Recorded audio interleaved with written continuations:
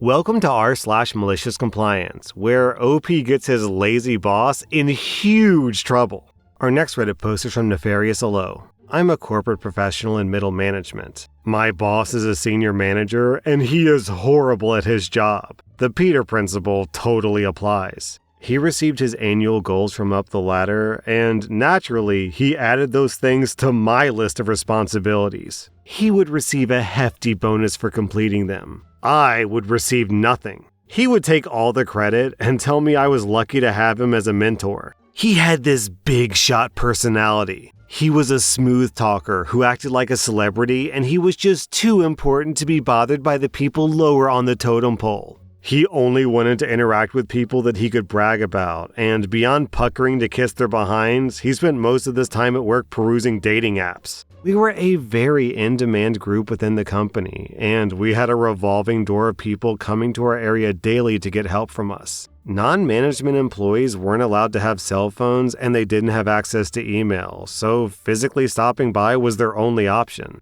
My boss got furious whenever I wasn't in my office to catch all the traffic. However, me completing his goals for him required me to be out of my office. He demanded that I stay in my office for my full shift every single day. He accused me of leaving the property and stealing company time because if you're not in your office, how could I even know that you're working? So I complied and stayed in my office. When his annual review came up, he lost his bonus. And since he didn't meet a single goal for the entire year, he fell under intense scrutiny. The investigation uncovered that he was using company funds and resources to take these dating app encounters to expensive places, and he was expensing these dates as work-related. He also used company funds that were meant for a building upgrade to build a new patio at his house. He asked the contractor, a friend of his, to just do the work and find a way to add the money to the company bill. He was promptly fired. Man, getting fired is a good start here, but it sounds like he should go to prison. What this guy did was clearly embezzlement.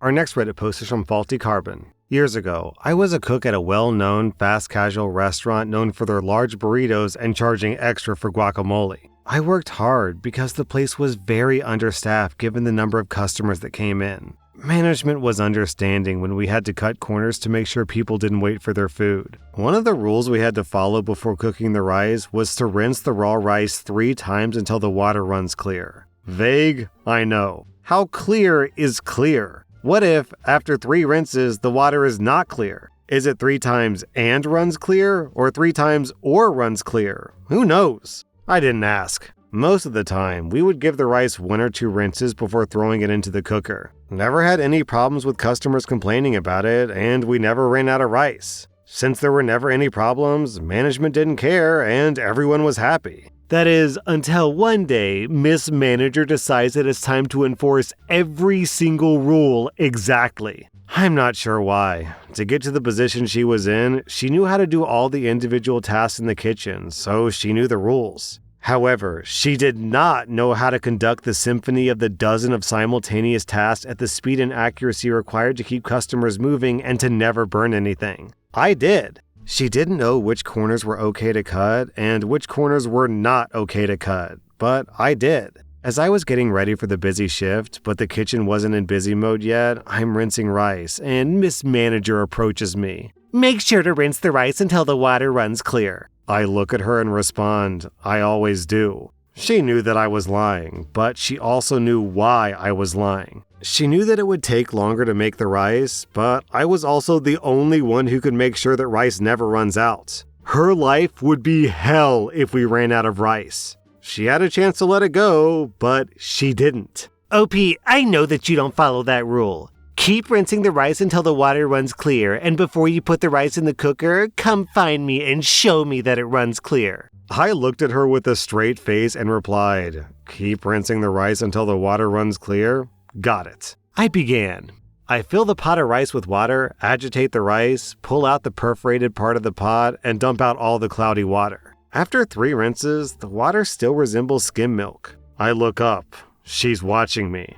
She asks, does that water look clear to you? It was rhetorical. I see how it is. I start rinsing again, and satisfied, she walks away. A while goes by, and yes, I'm counting the number of rinses. The long grains of rice are breaking apart, and the entire pot is turning into a strange, mushy mixture of white rice.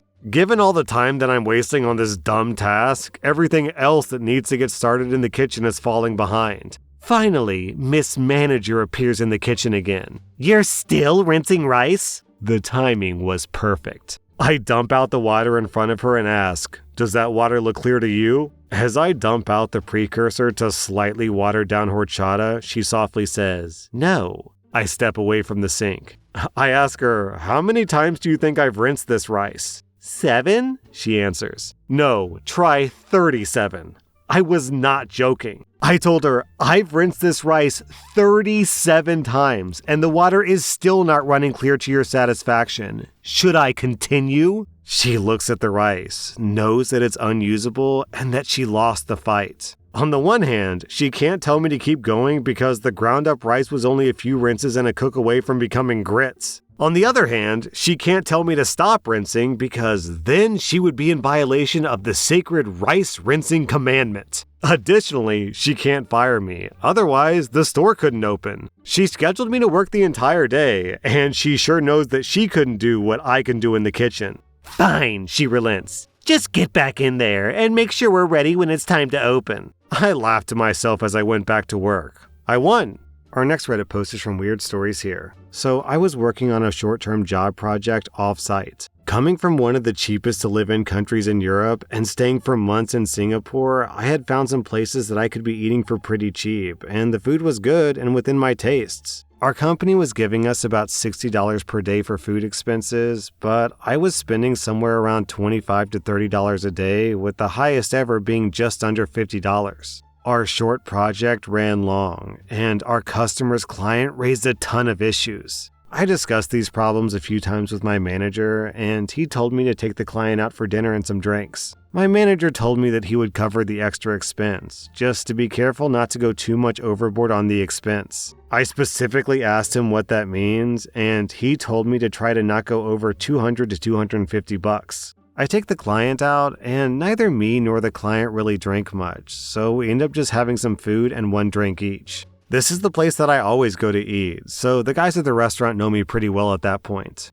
They always do some rounding on the bill or bring me some extra finger food on the house, but this time the bill came out to $60.68. So yeah, my portion of the bill ended up being 68 cents over my $60 daily limit, but still way below the $200 allowance for that night. At the end of the month, I submit my report, and I add a special note saying that night I took out the client. The expense report goes through my company with no problems, but the client that our company is working for flags that receipt as not acceptable and not to be covered. My company put me in direct communication with the customer and I explained, but nope, not accepted, not covered. I again talked to the company and explained to them that my manager advised me to do this, as well as mentioned that my manager confirmed that he would cover the costs, but unfortunately, my manager was out with COVID at the time, and he wasn't returning for at least 2 weeks. The customer still refuses to pay for the bill and says that he wants to hear specifically from the manager who okayed this. This is getting crazy out of hand, so my boss, the owner of our company, just covers it out of pocket, so the full $60.68, not just the 68 cents. The customer says that no receipt that goes over the $60 limit will ever be approved. One day, I meet that customer face to face, and I say, "You realize that I spent on average less than like $27 a day out of your $60 allowance, so it's laughable to be denied." The customer must have been offended because he yells at me and says, "No receipt over $60 will be covered."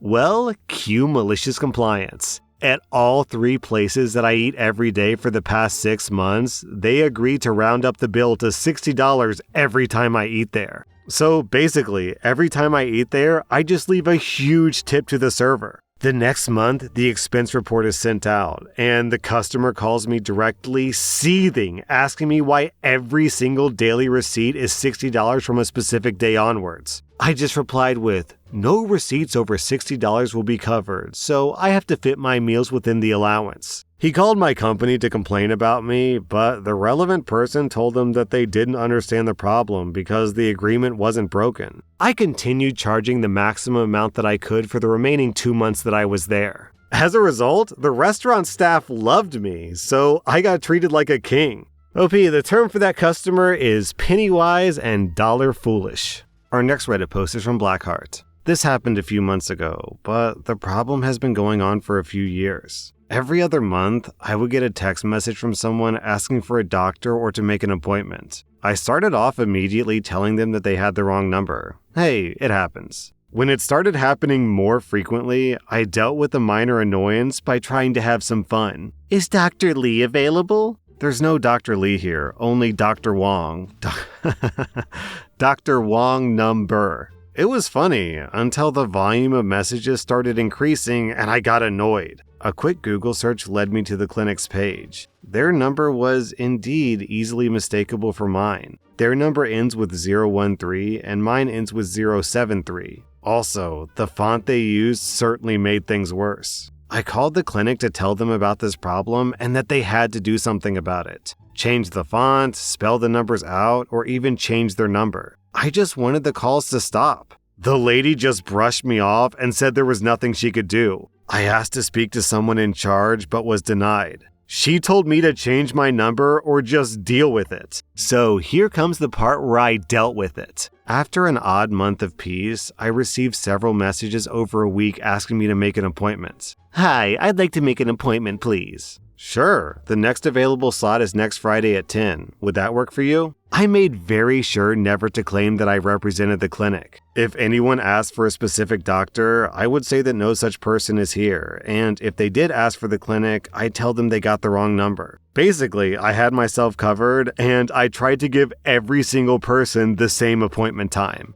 When Friday came around, I received several angry replies from those people and a call from the clinic. The messages generally went like this. You're a terrible person. Why would you do this to waste my time? Why'd you pretend to be the clinic? I would say, I'm sorry, ma'am, but I run a PC repair service. I was expecting you to show up, but you didn't show. If you looked at the message, you never asked if this was a clinic, and I never claimed to be a clinic. Then the clinic called me. Hi, who's this? Why did you pretend to be us and arrange for all these appointments? I called you months ago to let you know about this, but you told me to just deal with it. So I set up appointments for them to see me. It's not my fault they showed up at your door. Maybe you should change your number. And I hung up.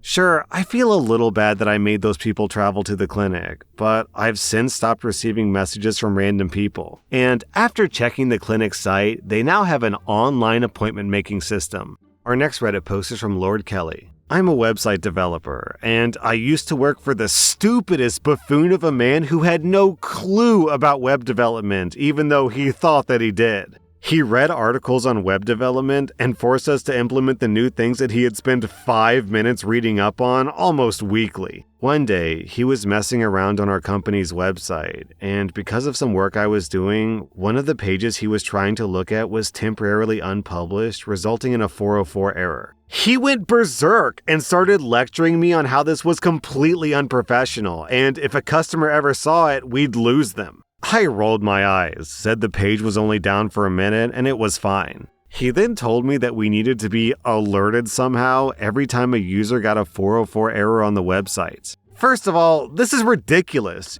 You don't need to be alerted every time this happens. Second of all, sites get hundreds and hundreds of 404 errors every day due to automated scripts trying random URLs to see if they can find anything good, or spiders trying to look for pages that may have once existed but don't anymore. I explained this to him, but he wasn't having any of it. No, we need to be emailed every time this happens so we can fix it. Internally, I was crying with despair at this point. But I decided to be hilarious to prove my point anyways. I set up a script on our 404 template that would email him every time a 404 page was displayed and left it on overnight. I came in the next day to find him sitting there scrolling through pages and pages of his email, trying to delete the 4,000 or so emails that arrived overnight. The best part is that only 100 emails could be displayed at the same time, so he had to delete 40 pages of emails. I also made sure to take my sweet time disabling it, so he probably got a couple hundred more emails before I got around to doing it.